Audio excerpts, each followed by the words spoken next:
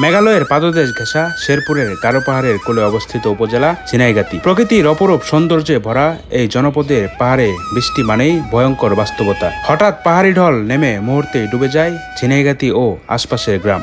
ঝিনাইগাতির মানুষ প্রতি বছরই প্রকৃতির সাথে লড়াই করছেন, কিন্তু টেকসই সমাধান পারে তাদের কষ্ট লাঘব করতে। প্রতি বর্ষায় একই দৃশ্য, ডুবে যায় ঝিনাইগাতি বাজার, বন্ধ হয়ে যায় দোকানপাট, পানির নিচে তলিয়ে যায় মানুষের স্বপ্ন।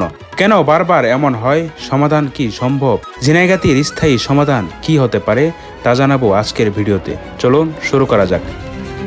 শেরপুরের ঝিনাইগাতিতে পাহাড়ি ঢলে ভেঙে গেছে বাঁধ, ডুবে গেছে শত শত একর জমি। টানা বৃষ্টির কারণে পাহাড়ি ঢল নেমে এসেছে। এর ফলে মুহূর্তেই ডুবে গেছে গ্রামের ফসলের মাঠ, বসতভিটা এবং চলাচলের রাস্তা সহ ঝিনাইগাতি বাজার। শক্ত নদীরক্ষা বাঁধ না থাকায় সহজেই পানি ঢুকে যায় বাজারে, ফলে ক্ষতিগ্রস্ত হচ্ছেন স্থানীয় ব্যবসায়ীরাও। মহারশী নদীর পানি বিপদসীমার উপরে বইছে। এর ফলে নতুন করে দেখা দিয়েছে নদী ভাঙন আর কৃষকের ফসল হানি। প্রতি বছর বর্ষা এলেই একই দুর্ভোগ পোহাতে হয় এলাকাবাসীকে। টানা বৃষ্টি হলে আরো ভয়াবহ বন্যার আশঙ্কা করছেন স্থানীয়রা। ইতিমধ্যেই কৃষকদের শত শত একর ধান ও সবজি ক্ষেত তলিয়ে গেছে।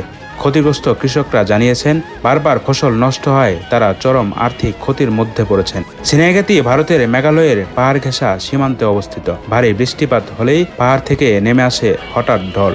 সরাসরি পানি প্রবাহিত হয় মহারশী, বোগাই সহ স্থানীয় নদীতে। প্রতি বছর অস্থায়ী বাঁধ ভেঙে যায়। টেকসই বাঁধ না থাকার কারণে কৃষকরা ফসল রক্ষা করতে পারেন না। তাছাড়া নদীর তলদেশ ভরাট হয়ে গেছে, ফলে নদীর ধারণ ক্ষমতা কমে যাওয়ার বৃষ্টির সময় পানি উপচে পড়ে আশপাশের জমি প্লাবিত হয়।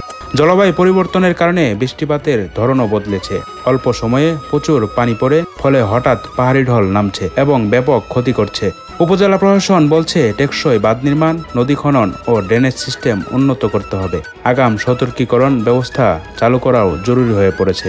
স্থানীয়দের দাবি, সরকার ও প্রশাসন যদি টেকসই বাঁধ নির্মাণ করে, তবেই এভাবে প্রতি বছর ক্ষতির মুখ থেকে রক্ষা পাবে ঝিনাইগাতির মানুষ। কৃষকদের বিকল্প জীবিকা ও ক্ষতিপূরণও নিশ্চিত করার দাবি জানান তারা। প্রকৃতির এই খামখেয়ালি থামানো যাবে না, কিন্তু পরিকল্পনা থাকলে রক্ষা করা সম্ভব কৃষকদের ফসল সহ ঝিনাইগাতি বাজার। আপনার মতে কি করা উচিত? কমেন্টে জানিয়ে দিন মূল্যবান মতামত। আল্লাহ ঝিনাইগাতিবাসীর সহায়ক হন।